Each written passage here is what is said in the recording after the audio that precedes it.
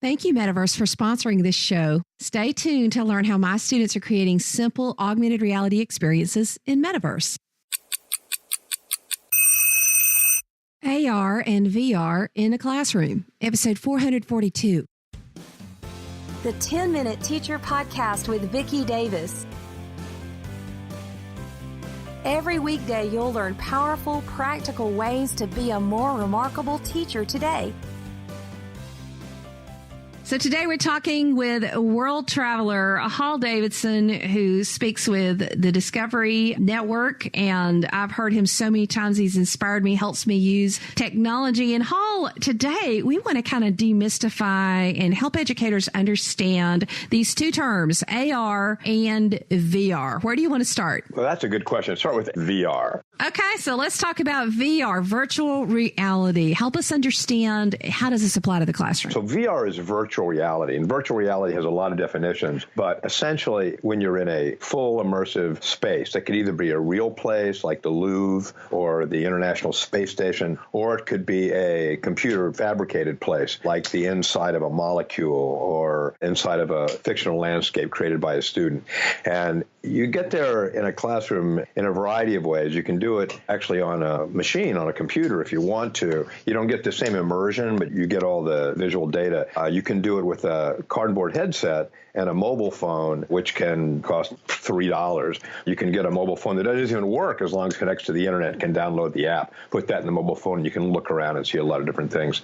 Or you can move up to something that I'm pretty excited about now, which is the Oculus Go. I've played with VR systems for a while, have a Vive system, which is one of the full functioning tethered headsets, which means you have a headset that's connected to a computer, usually a high-end gamer computer that lets you really go in a very high-resolution way to a lot of different places. The Oculus Go is the first standalone that's not connected to a computer that's really high resolution. It's a very exciting thing. Been playing with a lot of districts that are using them, and it's really a breakthrough. It's one of those moments that's sort of the game changer for the virtual reality business, because in virtual reality, just like in real life, when the visuals are really good, you really are in that space. It's very different than when you realize, okay, I'm supposed to be in Jurassic World, and I get it, and everything looks kind of like a cartoon. When you're in a space where you see a dinosaur up close and its skin's really colored and remarkable and it's moving around in a slow way, that's a very different experience.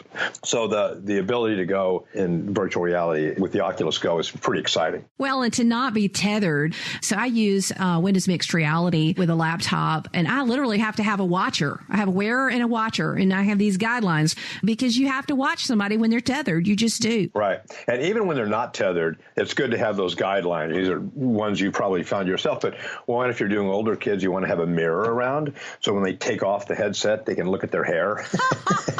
Otherwise, it's something you take for granted, but not if you're in middle school. So I need to get one of those. That's funny. Yeah, to get time for that. And the other thing is you really got to have the no touching rule. It's so funny. I show this to teachers, who are responsible adults. And as soon as somebody's in a headset, somebody in a group of 5 will just have to reach over and poke them. Oh, it's terrible. Yeah. So you really need to be in a very different space. So you need to have probably a protector. Even in an untethered environment, you want somebody who's able to look around. I have a very strict rule about that because I want to have a classroom of trust. And the moment that happened the first time, I was like, okay, this is not what I want my classroom to be, because you really are disconnected with the real world when you're in, and somebody needs to have your back. Yes. I totally agree with that, Hall. And you're really one of the first VR experts I've heard talk about that. I think it's just so important. And it's a good one. And you're exactly right. You never pull a chair out from under somebody in a classroom, not in a headset. Some people, there was a time when somebody might think that's funny. It's not funny. And you absolutely want that sense of trust.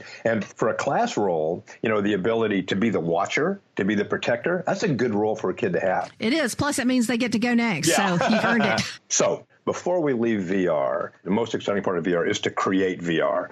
Google has a VR tour creator.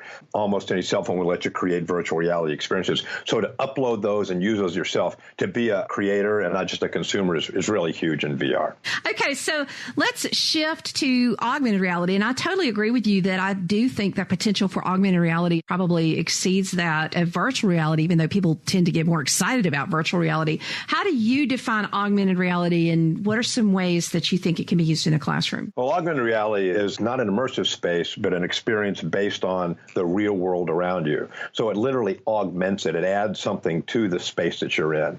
So there's two kinds, really, of augmented realities. One that's location-based, because if you're in a phone or anything that has a GPS, it knows where you are and can build things around you based on your location. An example of that is the Museum of London has an app, and if you're standing at the right street in London and you hold up a phone in that app, you'll see London as it was in 1940.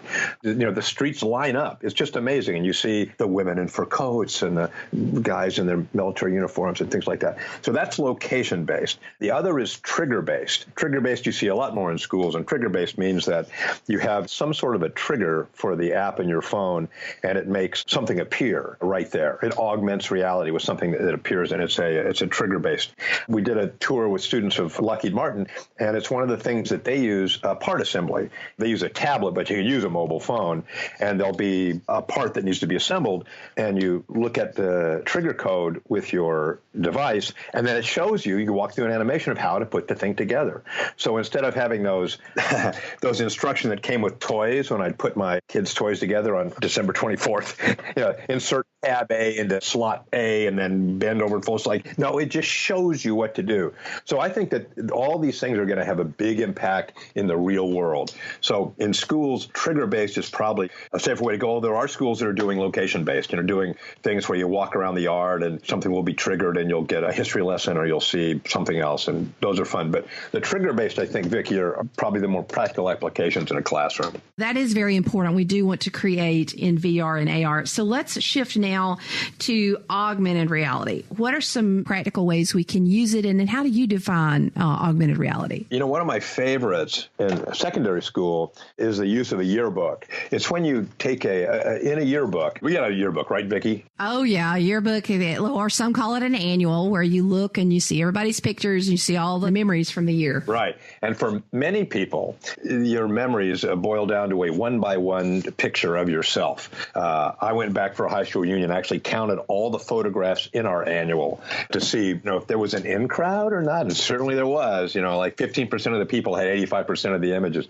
So when you have a yearbook and you decide to use augmented reality, I use HP Reveal when I show this. It's a free app. It means that a student can say, this is what my most meaningful experience was in high school. And then it can trigger from their picture. So their goal was to make everyone a star in the annual, as opposed to just the people on the sports teams or the winning engineering teams and things like that. Anybody could have a story. So it's as if there's a whole other layer of memories in the cloud that's triggered by a cell phone. And for those of us that remember, Vicki, the DVDs or the CDs used to get with the annual, well, DVDs have sort of gone away. So what do you do in addition to the print? Well, AR is a great way to do that. So you can have a picture of the assembly, and then the assembly will play on your mobile phone. You can, again, have students create. My favorite two songs this year were, my best friend was, or however meaningful or meaningless it can be, but they can contribute that. And then as long as you have enough image to create a trigger, then that image can be part of the annual from then on. It lives in the cloud, but as long as you have the app, then you've got those memories. So I think that's a great way to do it. I love that. That's fantastic. Yeah. Also seen it where you have a picture or an image or a book, and there's a trigger that can either answer questions or bring more information. One I saw where it was a piece of art, it was artwork, but the student had dressed up as the Mona Lisa and then appeared when you held your phone over that. And then the Mona Lisa talked and explained her history, the history of the art and who the artist was and things like that. Anyway, lots of fun with that too. So where do you predict that this is going to go in the next 4 to 5 years? First of all, in the real world, it's going to be very big. The ability to do instructions, the ability to take people to different places in VR, and the instructions and trigger-based things in AR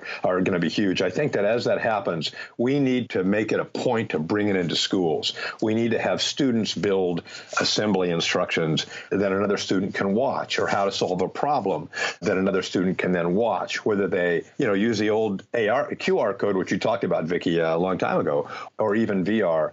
Those things we need to make a conscious effort to bring into the classroom because they are going to be in the real world. They're out there now. They're out there training oil platform drillers. They're out there training UPS drivers. Let's let kids get really familiar with that so when they go into the working world, they'll be able to say, oh, yeah, we did that in 6th grade. So I think we're going to see it in everything that requires or that is supplemented by a visualization. We'll see AR, VR. We need to make a conscious effort to do that. And I think podcasts like this help people get inspired to do it, Vicki. And seeing you at conferences, Hall's one of those go-to people in education technology. And I know you'll be traveling a lot in 2019. So if you go to a conference and Hall's there, take a look. And AR and VR, they're here to stay. We might as well go ahead and get comfortable with them. Our kids certainly do enjoy them. I can speak from personal experience. Thanks, Hall. You're very welcome. Final thought, get a Merge Cube. It's a great beginning. And you can author that too.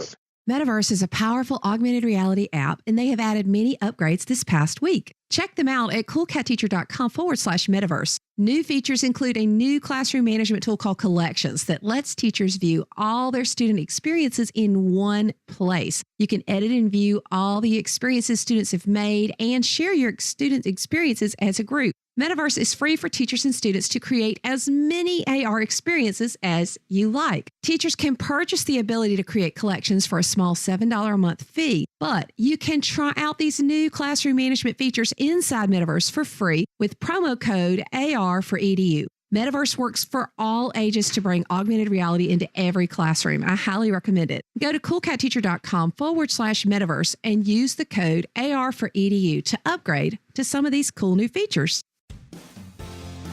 Thank you for listening to the 10-Minute Teacher Podcast. You can download the show notes and see the archive at coolcatteacher.com/podcast. Never stop learning.